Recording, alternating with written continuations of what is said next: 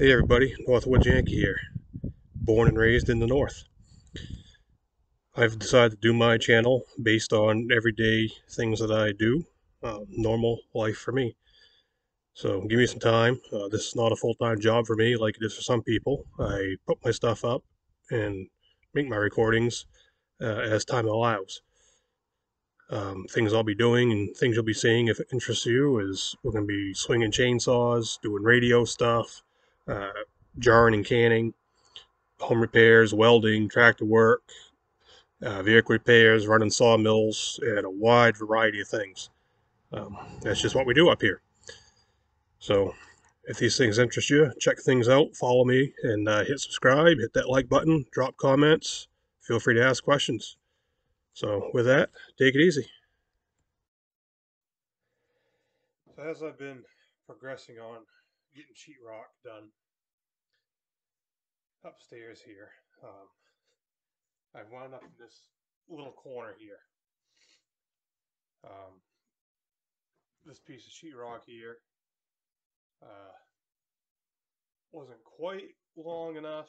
It was a piece of scrap that I had. It wasn't quite long enough to get up in there. So I have to make a little piece to finish it off and then mud it in there. No big deal. So things are moving along here. That lift is friggin' amazing.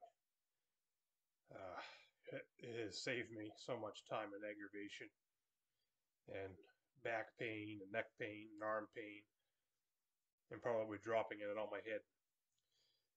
So the way the house is built, that way is a bedroom, this way is the bathroom. And we've got an obtuse angle. So they probably don't tell you what angles are in school anymore. I mean, kids now can't even read a clock unless it's digital. So this little thing here, this is a acute angle. Then you have a right angle, or 90 degrees. Then you have an obtuse angle. So that's what we've got on the wall. So in the point, I have to make an obtuse angle cut on the sheetrock. And then right here, it's straight. So trying to figure that out, the easiest way to do it is with this. Now check this out. It might be backwards on the camera. It says made in the USA. How about that? This is old. I think this one was my grandfather's, my dad's dad. When he died, I wound up with quite a few of his tools. My dad has one of these too, so whatever point when my dad goes, I'll wind up with his, and then I'll have another one. These are handy if you're doing carpentry work or anything where you need to transfer an angle instead of trying to do it mathematically, trying to figure out the hard way. You literally just stick this in there wherever you are, figure out what your angle is. You lock it down, it doesn't move, and then you have your angle, then you put it on whatever you want to cut, trace it. There's your angle. I'm not sure exactly what it's called. I've always called it a swing bevel.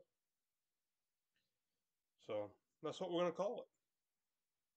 So right now I need to figure out what the angle of that wall is. So here's how it's done. I'm going to put it up on there, stick it right in the corner, and push that to the wall.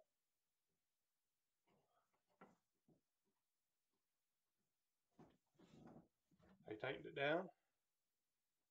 Doesn't move. Here's my wall angle. So now I can transfer that just by tracing it onto my sheetrock. So let's do that. Okay, trying to get a decent picture here for you. So we want to remember we want to do this face down. Here's our face side. It's going to be the ceiling. Then we have our back side that goes up. So I know that my shortest distance, like on the top of the bedroom wall, is 4 inches. So I measured in 4 inches. So I have that short distance. So that's my handle side. So then from my 4-inch mark, I line up my blade side, draw a line.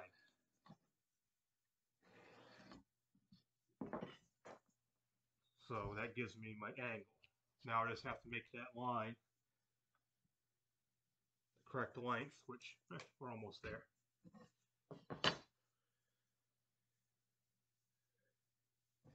Needs to be 7 1/4. We'll draw it out. Some length, don't care what, it's a piece of scrap.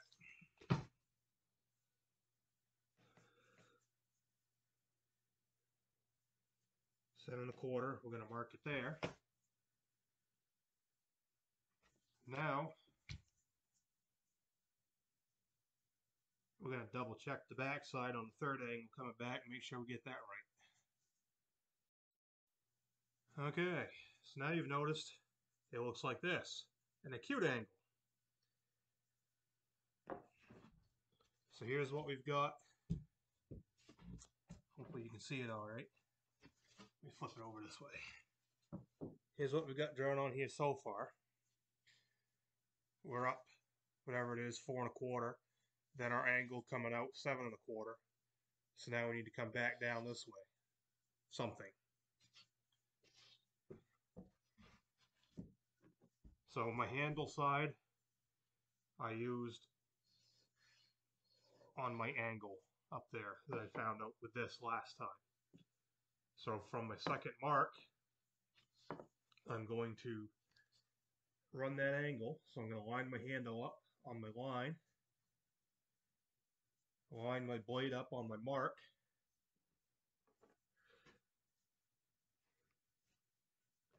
and then I'm just going to use the blade with my pen. I'm going to draw the line right down straight. Wasn't long enough, so we're going to finish it with this.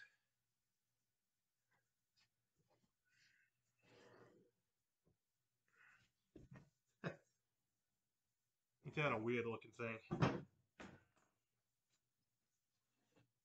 So here's what's drawn on there. Hopefully it's... Let me flip this thing up. I would do this with the phone usually, but the phone doesn't like to transfer our videos very well. So here's what we got drawn. Look at that funky looking thing. So now I'm gonna cut it out, see if it fits. So here's what we got. That's a funky looking thing, huh? So here's the back side. Here's the show side, we'll say, the ceiling side. Let's see if it goes in the hole.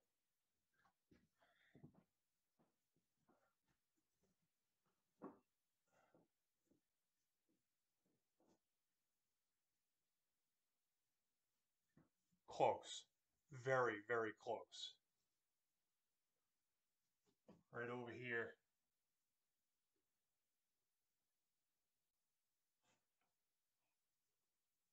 I just need to trim it just a little bit and it'll guard up in there. That's not bad. Okay, I marked it, trimmed it.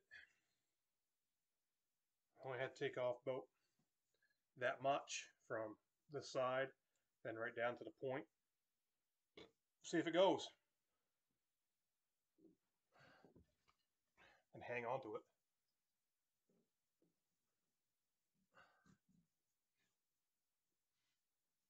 There it is. So I can put a screw up in there and hold that in there. It'll get mudded and taped up in there. Then these gaps and stuff around the edges, I'm going to do wooden molding, so that'll cover those up.